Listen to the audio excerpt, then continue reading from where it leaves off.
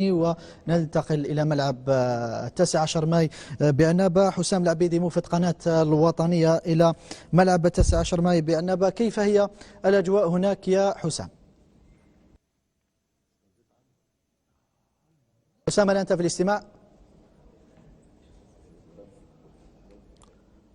حسام العبيدي، هل أنت في الاستماع؟ كيف هي الأجواء هناك في ملعب 19 ماي بعنابة؟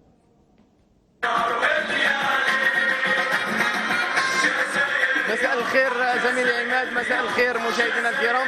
نحن الآن متواجدون بملعب 19 ماي 1950 أين ستقام مباراة منتخبنا الوطني ضد نظيره طوغولي، وكما نلاحظ حضور جماهيري غفير من داخل وخارج الملعب إلى حد الآن، وكما نلاحظ أيضا دخول المنتخبين إلى أرضية الملعب لعملية إحماء قبل دقائق من بداية المباراة.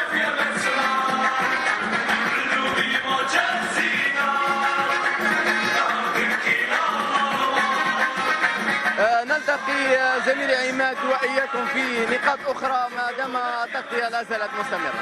شكرا جزيلا لك حسام العبيدي موفد قناة الوطنية لملعب 19 ماي بعنابة.